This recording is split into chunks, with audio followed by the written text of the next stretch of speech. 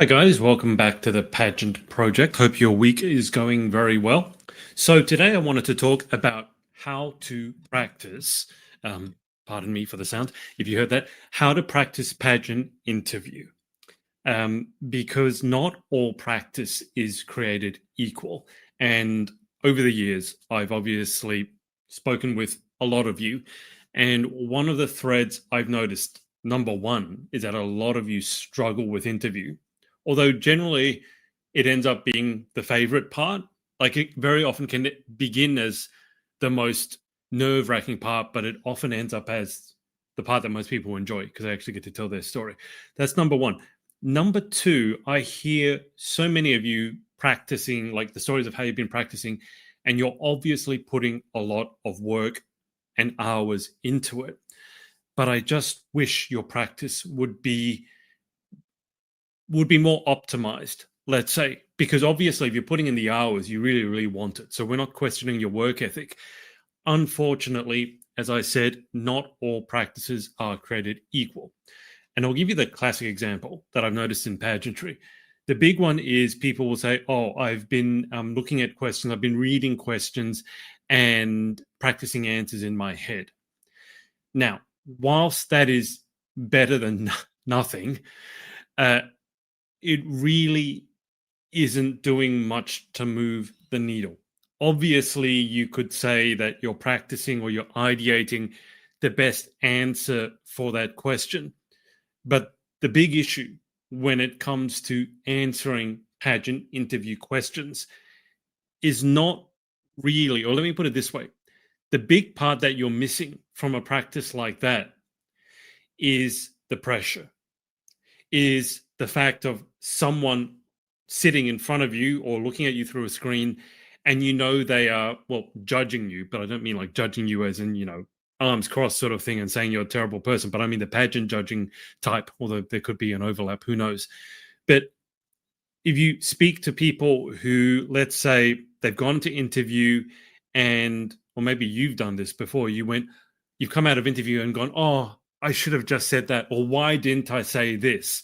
Or you nail interview in practice, but then in the reality of it, when you go in front of those judges, you tend to underperform. If that is you at all, then the issue is pressure or nerves or mindset, whichever way you want to put it. And if you've known me if you followed me for any period of time, you've been watching my videos, you probably know that I was a tennis coach.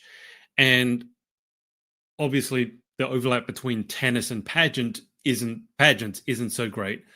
But there is a huge overlap whenever it comes to anything that involves pressure. In tennis, in any competitive sport, it manifests exactly the same way as it does in pageantry. You have these people who tend to perform really, really well in practice. And then, in sports, we call it choking. Whether it's a tennis player who, final Wimbledon and suddenly they can't get a serve in, or an Olympic gymnast who nails everything in practice, but then suddenly on the beam at the Olympics is wobbling all over the place. And so if that is you at all, so if you feel or if you suspect that dealing with nerves is going to be somewhat of an issue for you when you go for the pageant, you need to thoughtfully and proactively seek out pressure and how to apply it during your practices. Now, if you are at the very, very beginning, let's say you're maybe on the younger side or you've never really done interview before and talking is not one of your natural strengths, then it makes a lot of sense to just start at the beginning, very basic. In tennis, we would call this a closed practice. Closed meaning you're controlling as much of the environment as possible. So, for example, on the tennis court, a closed practice would be, let's say you're on the tennis court and I'm coaching you. I would take the ball, I'd be on your side of the net, and I'd throw you the ball underarm gently. I'm trying to make the ball bounce in exactly the same place every time.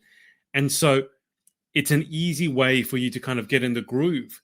But on the other side of that, the other spectrum is an open practice where I'm not standing on your side of the court anymore. Instead, I go onto the other side. And I guess a completely open practice would be us playing a match. And that predictability that you had when I was underarming you the ball gently to the same place every time is completely gone when we are doing a match, isn't it? Because now it's almost the opposite. Now I'm going to hit it to where you don't want it. And that pressure of the decision making you have to make, not only that, but then if you're playing in front of an audience, and particularly if, well, it's not even if there's people in the audience, it's just having a lot of people watching you. And it's exactly the same on the pageant stage. You have a lot of people in the audience, and there's that added element of pressure. So a closed practice for pageant interview would be, you know what questions you're going to answer, you know them in advance, and you get to redo the same question again and again and again until you're happy with your answer. A completely open practice for pageant interview would be you sit in front of me and I'm just going to drill you with questions and I get to ask you whatever you want and you're going to have to deal with it. Now, when you're at the very beginning, you don't want to just leap to the completely open practice or the complete pressure practice at the beginning, because it can be very overwhelming and it can be counterproductive.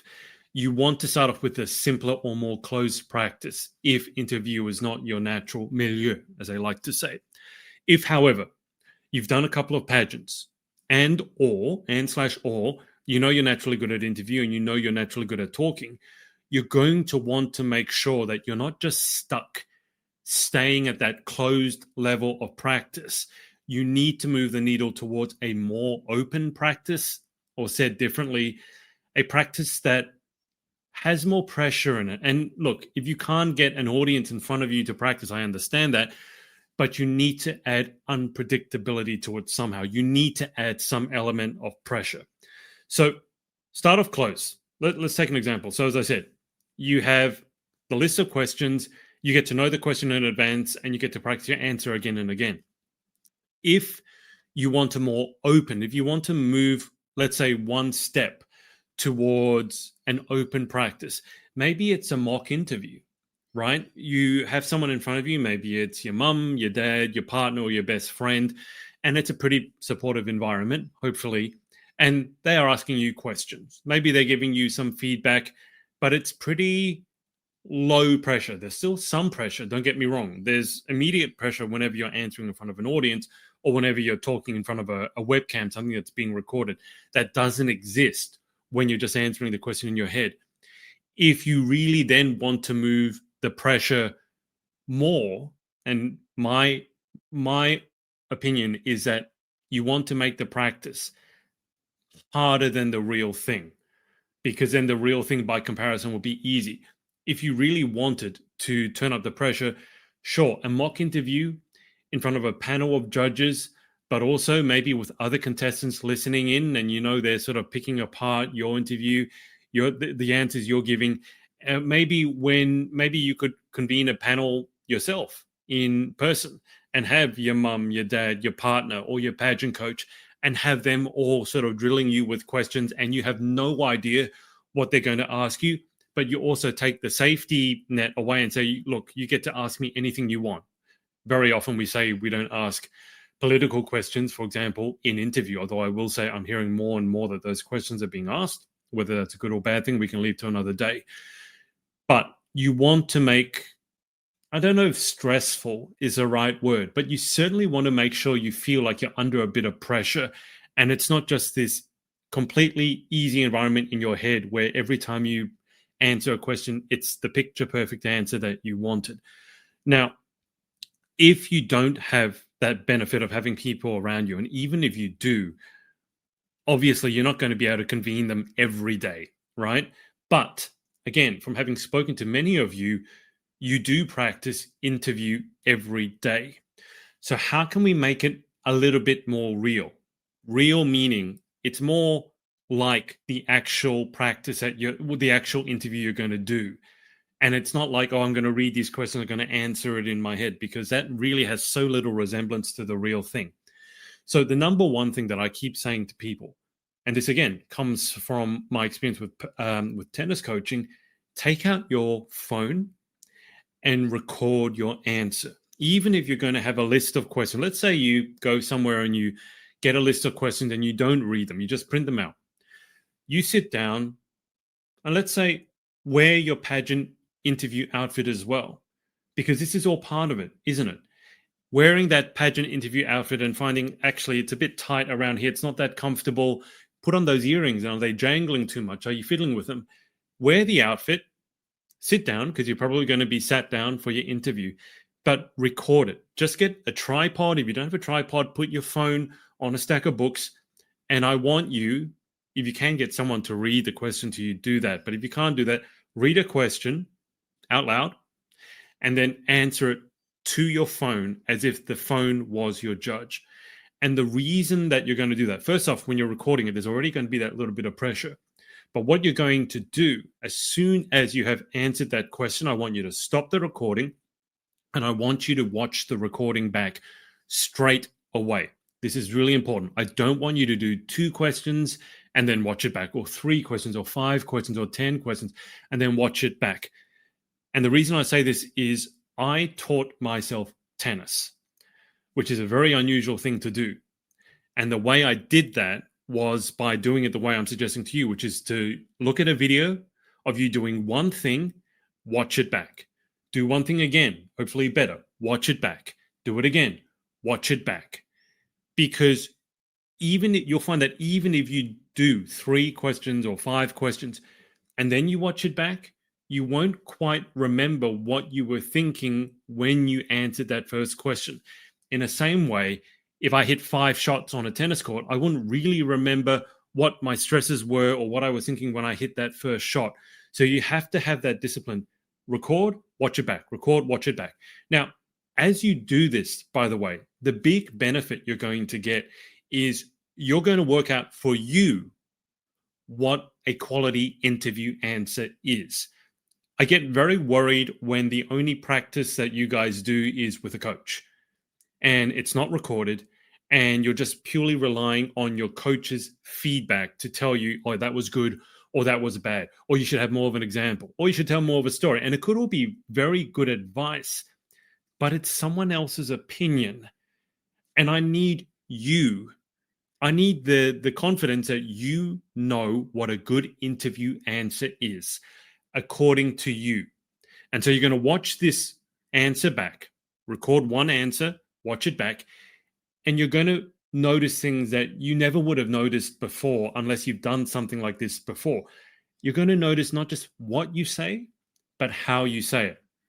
Tonality of your voice. Is it very deadpan, or is it going up at the end of every sentence, which we call question talking, which makes you sound really uncertain of your answers? You're not going to notice that if you're just saying that to a judge or to a coach. They might tell you, but believe me, hearing it yourself is going to be much more impactful than someone you telling it to you, right? The other thing you're going to notice is your gestures. Now, I don't mind a bit of hand gesturing. Obviously, there's too much, but on the other hand, just sitting there with your, like literally sitting on your hands, that I don't think that's a good idea because it looks too stiff. It makes you look nervous because you had to sit on your hands. It's normal conversation, but normal persuasive talking. We talked about this a couple of weeks ago. It's the idea, or last week, it's the idea that you're not just talking, you're selling yourself as a title holder. And if you've ever met someone who is not, let's call them a salesperson, but someone who's very motivational, very persuasive, they're very rarely just sitting there with no gestures. They will use some gestures, but they'll use them in a controlled and intentional manner. And they will make sure they're making their eye contact with you. They're answering your questions. They're building a good rapport with you. All of these things, by the way, you won't notice them if it's just someone else giving you the feedback, whether that's a coach, a parent, or a significant other. So you're going to watch your first answer. And if it's anything like my experience with tennis coaching, and I was a head coach at an all-girls high school, and I would get the girls to watch the shot they just hit. First reaction, and I don't want to be, stereotyping here, but the first reaction when girls would see the video most often was, oh my God, do I really look like that? Or do I really sound like that? Now, you might have that reaction too, but that's a good thing because now you are really seeing, the camera doesn't lie, you are really seeing and hearing what the judges are hearing and seeing when you're answering an interview question. I don't want you to go, it's so dangerous. And it's really a bit short-sighted to go into an interview, a pageant interview, the title of your dreams, and the only feedback, the only the only feedback you've ever gotten is from someone else. And you've never seen what you look like or what you sound like. That would be like me telling someone you're going to enter Wimbledon or the US Open or whatever big tennis tournament. You're never going to get to play a game first. We're just going to practice.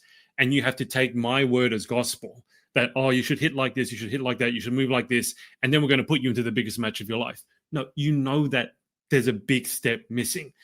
And so if you don't have the benefit of having someone that you can go back and forth with on a daily basis when you're practicing interview, the next best thing you can do, and it's free and it's so much easier than it was even 20 years ago, get your phone and record your answers. You don't need to keep the recordings, by the way. I mean, you can if you want to, so that you can notice your improvement over time. But I find that most people, when I tell them this, they realize it's a good idea. And there's probably two reasons why they don't do it very often. Number one, lazy. It takes effort to take out your phone and record. Number two, though, the big thing, I think most people are afraid of what they're going to hear and see. Because it's very easy. It comes back to answering that question in your head. You can be perfect answering that question in your head. It's like when you go on a date and you're really nervous and you play it back, or you're about to go on, let's say, a date that you're with someone that you have a really big crush on, and you're playing it in your head and you're going, oh, if he says that, then I'll say that. And if he says that, then I'll say this. And it's all perfectly worked out in your head. And then what happens? You go on the date, you're sweating buckets, and you make a fool of yourself. And he says, how are you? And you go, me too. Right? That sort of thing. I've done that, well, not in the date sense, but I answer the question, me too, when it just makes no sense. And so that's my alarm. I've got an interview coming up in an hour with Miss Earth Netherlands. So there you go. But I feel most people are afraid of the truth. And if you want my God's honest, like the most basic level of coaching that I can give you or advice, you need to be self-aware. You need to know the truth, because it's only from there that you can make a meaningful change. And this is why I get really scared when people are not hearing and seeing what they look like, what they sound like, when it's so easy. You got that phone. And I'm just like, have you ever recorded yourself? And they're like, no. So you're telling me the only feedback that you've listened to is from an outside perspective who may have a completely different idea to you as to what a good interview answer should look like and sound like. And by the way, one thing that I got really good at, because I had to teach myself tennis, and by the way, I didn't have natural talent. Okay. The first time I saw myself on video playing tennis, I looked at it and went, oh my God, that looks, well, jank. I don't know if that's the right word. It looked terrible. It was erratic. It was stiff. It looked nothing like what the picture was in my head. Okay. I had this picture in my head where it was so smooth, so cool. And I looked at it and I was like, oh my God, there is no correlation between what's going on in my head and what's actually happening in reality, the truth of it. And I want you to address that truth. I want you to see the truth, because it's only then that you can make a meaningful change and you can actually get better. But the one thing I got really good at, and this is the thing, I would look at professional tennis players. They were Japanese tennis magazines, which were kind of cool because they were back to front. They would go right to left. But I would study, memorize, analyze frame by frame photos or a sequence of photos of how the best tennis players in the world would hit their shot. And I looked at that with such intent that I could memorize it. And so I had in my head this idea of what the key things were to look for when I was looking at my video. As you watch your interview answers and listen to them back, you're going to develop a similar awareness as to what a great interview answer looks like and sounds like. At the beginning, you may not have much of an idea. Like when I started looking at my own shots, I knew I didn't really like them because I knew they didn't look like what I was seeing on TV. But I couldn't really have told you where to start. Like where to start. If I don't like how I'm hitting the tennis ball, that's great. But where do I start? And all that matters is that you get the self-awareness first. You're prepared to rip that Band-Aid off and look at the truth of what you look like and sound like. and then do something like what I did. So in this day and age, I'd say go on YouTube. If I was teaching myself tennis, go on YouTube, because a video of a pro player hitting is even better than a sequence of photos. You can look up any number of interview answers. And by the way, they don't have to be pageant interview. Very often we get this idea that pageant interview is different to normal speaking and talking. It is and it isn't, right? The big difference is that it's very time constrained, like 2 or 3 minutes. But people often talk about doing your elevator pitch, which is 30 seconds. Watch a good actor. Watch someone getting interviewed on your favorite talk show. Watch a politician answering a difficult question. And you'll begin to formulate your own idea, not mine, not your coaches, not your parents, not your significant others, your idea as to what a good interview answer should look like and sound like. And we're going to get you to go towards that relentlessly, hone towards that. I have no interest in you becoming the picture perfect idea of what your coach thinks you should be saying, because your coach isn't there. And I don't want you, even if they had been there in the past, how boring is it that you would become this facsimile of a coach or anyone else? By the way, this is not saying that you should copy what you see. When you go on YouTube and you find good interview answers or people who are natural talkers or persuaders, I'm not saying copy them. I'm saying model them. That's a difference. Copying means verbatim. You're trying to emulate someone and almost imitate them. When I say model them, I'm saying take the components that you think are important. So is there a certain body language? Do they sit back in their chair and you're hunched forwards? Do they speak more slowly and more controlled? And you speaking really, really rapidly. So I'm not saying copy what they say. I'm saying model the components, the parts that you like. Go, okay, I like that person's tonality. I like that person's body language. I like the way that person sits. I like the way that person constructs their answer. And you get to, it's like a recipe. You get to mix and match and create your own ideal of what you want your interview answer to look like and sound like. And I say this, and it's really important to understand. If you're going to go down flaming and come down last in your pageant, and you're going to get marked down on your interview, at the very least, I would want to be thinking, well, I'm happy with how I answered. I'm happy with my interview. And if the judges didn't like it, that's fine. At least I answered. I put my best foot forward. And that is how I wanted to answer the question. Now, if you get feedback, you might adjust. But contrast that to if you've only been listening to your coach's feedback, and I don't care how good your coach is, right? You've only been listening to your coach's feedback, and then you do exactly what your coach suggested, and then you go and interview, and then you get scored really badly. Now what do? Now you're stuck. You're not going to go, like if you go back to your interview coach, what are they going to say? Oh, do what I say again, and maybe you'll come last again. That's not going to work. And so now you really practice really hard. You paid a lot of money probably for that interview coaching, and you still came last. And yet you thought you were doing really well. So I hope this makes sense. I want you to have that picture in your head as to what you want to look like and sound like when you're answering an interview question. It's so easy to do that if you have your phone. It's so easy to get a list of random questions and just deliver it straight to the phone, one answer only, and then watch it back. You don't have to have me in your ear going, okay, look for this, look for that. No. Just watch it back first. And I guarantee immediately you'll come up with like 3 to 5 things you want to change. Okay, great. Answer the same question again. Watch it back. Did it improve? All right, maybe make some notes. Answer it again. Eventually, what will happen is you'll answer one time and you'll go, wow, I really love that. So you're going to memorize it. You're going to write it down. It's like when I had a training diary that I took with me in my tennis bag. And whenever I made a breakthrough, not just I hit another shot, but I went, wow, I tried something different and that worked so well. I need to write it down so I don't forget. Those are going to be your components or your ingredients that you'll put into your recipe for crafting the perfect interview answer or the perfect interview response in your head. And so the benefit of this, I should add, is that it's not going to cost you any money. A lot of people, again, it's so much of it comes down to head games and mind games. As I said, most people don't record their answers with their phone because they're scared to know the truth.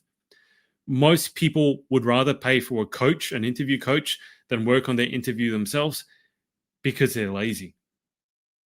It's like when I say parenting is a thing I talk about a lot because of my experience with tennis coaching at an all-girls school. I call it parenting by proxy. There are parents out there who think their entire responsibility as a parent ends when they pay for little Timmy or little Joe's tuition.